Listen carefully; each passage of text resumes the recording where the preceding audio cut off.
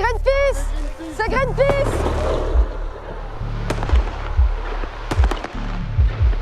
Lorsqu'on a pénétré sur les centrales nucléaires, on a été sur le dos, on a été à différents endroits. Et à un moment donné, mais ça faisait des années qu'on discutait de la possibilité d'avoir quelque chose de spectaculaire qui montre la fragilité. Et faire un feu d'artifice dans une centrale nucléaire, quand même, c'est vraiment d'abord faire une démonstration extrêmement visuelle du fait de la fragilité, puisqu'on fait ce feu d'artifice au milieu de la centrale. Mais en même temps, le feu d'artifice, c'est plutôt quelque chose de festif. C'est quelque chose qu'on utilise d'habitude pour des fêtes. Et le fait de le faire, quelque part, tourne aussi en dérision ce système de sécurité. On est à tout. Descends. Alors j'ai été condamnée à 5 mois de prison avec sursis. Elle est là-bas, la piscine. Et 2 de nos camarades ont été condamnés à 2 mois de prison ferme. Ça, le bâtiment, on est d'accord, On est d'accord, c'est ça. C'est ce bâtiment.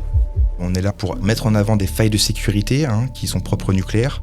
C'est pas une partie de plaisir, je voudrais vraiment insister là-dessus parce que voilà, on se retrouve pas un matin en se disant tiens je vais rentrer dans une centrale et ça va être super. Non, je pense que vraiment c'est même pour nous assez angoissant. Une fois qu'on était à l'intérieur, je me souviens très bien de cette sensation de me dire je ne devrais pas être là, mais je suis là pour dénoncer quelque chose, mais c'est comme quelque chose qui est complètement incroyable de se retrouver en quelques minutes au pied d'une piscine de refroidissement ou d'un réacteur, de réussir, en l'occurrence pour nous, à faire ce feu d'artifice dans un site qui est censé être très sécurisé. C'est des peines qu'on n'avait jamais eues encore dans l'histoire de Greenpeace. Ouais, je suis impressionnée par la façon dont c'est appréhendé par la justice. Ouais.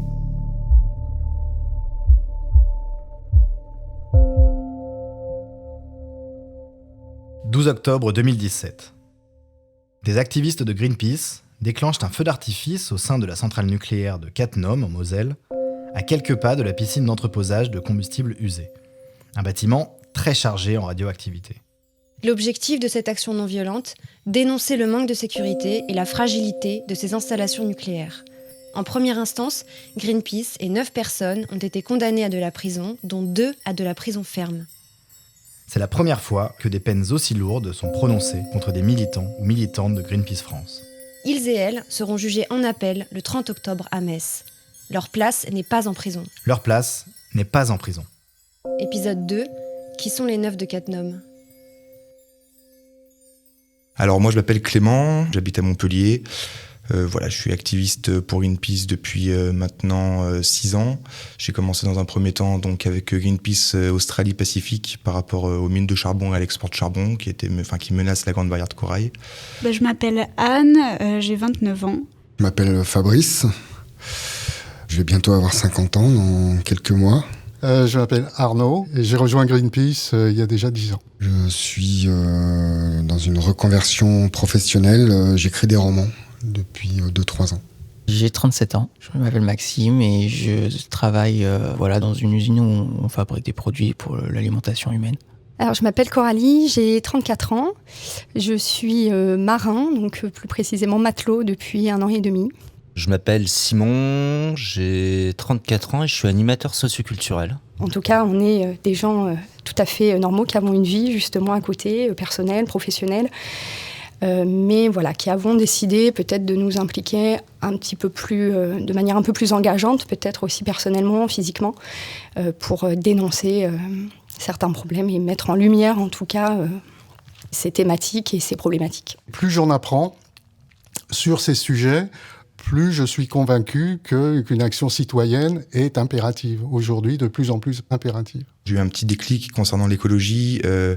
Quand je faisais des études d'art à Lyon, je me spécialisais dans le packaging, notamment le packaging alimentaire. Et c'est en fait là où je me suis rendu compte que de créer des emballages pour créer des emballages et faire en sorte qu'il y ait le plus de consommateurs possible, que j'allais passer une partie de ma vie à créer des choses dont on n'avait pas besoin. J'ai arrêté ma scolarité et c'est là où je suis parti en Australie justement et que j'ai rejoint Greenpeace pour lutter contre les mines de charbon et l'export de charbon. Mon engagement est profond, notamment sur les sujets de l'énergie. Voilà. Puisque quand je suis rentrée à Greenpeace, c'était au moment de la sortie du scénario de transition énergétique Négawatt pour la France. Et c'est un scénario qui nous permet de nous passer du nucléaire. La lutte anti-nucléaire, elle est venue au fur et à mesure de mon évolution à Greenpeace, puisque j'y suis venu notamment sur la protection de l'environnement au sens large. Après, j'étais pas mal sensible aux questions de déforestation et aux questions des pesticides. Et je crois que vraiment le gros déclic où j'ai vraiment commencé à bouffer de la campagne nucléaire, ça a été Fukushima. Qui était dans un pays développé, alors qu'on nous disait toujours oui, mais Tchernobyl, c'est plus vieux, les centrales n'étaient pas aussi sécurisées, c'était dans un pays d'Europe de l'Est, je sais pas. Je sais qu'à Fukushima, bon, voilà, c'était au Japon et quand même ça a un peu alerté. Mais voilà, le risque nucléaire dans la balance face à ce que nous, on encourt comme peine, bon, voilà, à chacun de se faire son avis après, mais... et puis voilà, après moi, personnellement... je ne veux pas particulièrement me mettre en valeur, mais j'espère que voilà, on n'est pas que 9 justement dans l'affaire. Je pense qu'on est très nombreux. On représente aussi tout un tas de personnes en fait quand on fait ce type d'action. On sait qu'on n'est pas seul à agir, qu'il y a beaucoup de gens qui nous soutiennent, que de plus en plus de gens nous soutiennent à faire ce type d'action. Ça va paraître très naïf ce que je veux dire. J'ai toujours pensé qu'un jour, une génération, peut-être 2, peut-être 3, j'en sais rien, un certain nombre de générations, peut-être celle-là, celle qui est en train d'apparaître, ils regarderaient dans le passé, ils regarderaient cette action par exemple, et qu'ils rigoleraient. Ils en rigoleraient. Parce que pour eux, ça serait devenu la norme de ne pas avoir de nucléaire sur la planète. Comme aujourd'hui, c'est la norme de émettre des gaz qui bousillent la couche d'ozone. Comme c'est devenu la norme de bannir l'esclavage. Du coup, je me dis que de toute façon, l'histoire me donnera raison et nous donnera raison tous ceux qui l'ont fait. C'est qu'une question de temps. Moi, je donne toujours comme exemple la même chose. J'ai un référent chez moi qui tient une épicerie et qui est plutôt très pro-nucléaire. Donc c'est quelqu'un qui m'est radicalement différent, mais avec qui j'ai l'énorme chance de pouvoir échanger sur tout. Je trouve que ça n'a pas de prix. Parce qu'on s'écoute, on s'entend et on se remet en question sur nos certitudes. Et ça, déjà, je trouve que c'est très bien. Et ce monsieur, quand on a fait CatNom, il m'a remercié. On était en dehors du débat pour ou contre le nucléaire. Là, on a démontré tout simplement que 8 Français lambda, pas du tout des warriors, étaient capables, avec un petit peu de détermination et d'organisation, de pouvoir allumer un feu d'artifice au pied d'une centrale. Et on ne peut pas dire le nucléaire c'est bien ou c'est mal, on peut juste constater le fait que n'importe qui peut le faire. Et ça, il n'y a même pas à en discuter, quoi. Mais en tout cas, on ne peut pas dire que ce qu'on a fait était vain, quoi. Et on a vraiment rajouté un argument dans la discussion autour du nucléaire. Et maintenant, on ne peut pas remettre en question qu'il y a des vrais soucis de failles. On est rentré 14 fois, quoi, quand même, dans les centrales nucléaires depuis le début de l'histoire de Greenpeace France. Enfin, il y a 2 buts à ça. C'est d'informer la population et de mettre en lumière une problématique liée là notamment des questions de santé publique, des questions environnementales, économiques et j'en passe, puisque le nucléaire intègre tout ça. Et à côté de ça, c'est de mettre EDF et l'État français face à leurs responsabilités, notamment pour la population et les générations futures. Voilà, quand on sait que des piscines d'entreposage du combustible usé ont des murs de la largeur d'un mur d'immeuble, on sait que ça peut être franchement fragile. Le toit, c'est un toit de tôle. Donc en cas de menace extérieure, on n'est pas à l'abri d'une catastrophe, franchement. Donc l'idée, c'était vraiment de mettre ça en avant. Quand on sait aussi en France qu'il y a 2 tiers des Français qui habitent à moins de 75 km d'une centrale nucléaire, on se dit que la population entière est concernée en fait par rapport à un risque nucléaire. Au bout d'un moment, où est-ce qu'on va pouvoir vivre dans des conditions intègres s'il y a un problème possible quelque part à côté de chez soi? Moi, je vis dans une région où il y a 4 centrales nucléaires. Et là, pour l'instant, je ne peux même pas imaginer acheter où que ce soit un terrain, une maison à retaper ou quoi que ce soit, parce que je ne sais pas où m'installer. De dénoncer des problèmes graves de société qui remettent en cause l'intégrité de notre territoire, ça me paraît nécessaire au bout d'un moment d'aller au-delà de la loi. Voilà, c'est pas un problème technique, pour moi c'est vraiment un problème de choix politique. On est les spécialistes pour réagir une fois que la catastrophe s'est déjà passée.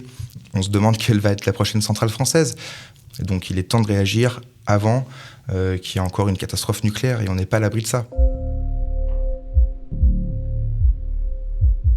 On est à un point aujourd'hui où je pense qu'il faut par moment franchir ce qu'on appelle la ligne blanche, ou taper du poing sur la table et potentiellement faire des actions de désobéissance civile, en sachant qu'en amont, beaucoup de choses ont été faites, notamment établir des rapports scientifiques, aller voir les parlementaires, se coordonner avec d'autres associations, être bénévole, sensibiliser le public. Mais je pense qu'il y a un moment, de temps en temps, malheureusement, peut-être il faut franchir cette ligne blanche pour être entendu. Pour ma part, j'en suis venu à la désobéissance civile parce que, de par mes lectures, je me suis intéressé à ça socialement, notamment via des lectures comme celle d'Henri David Thoreau.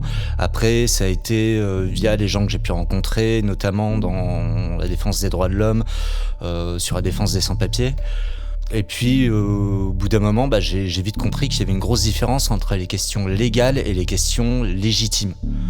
Et je pense qu'à l'heure actuelle, ce qu'on fait est entièrement légitime. Certes, c'est pas légal au sens actuel du terme. D'un point de vue moral, c'est essentiel.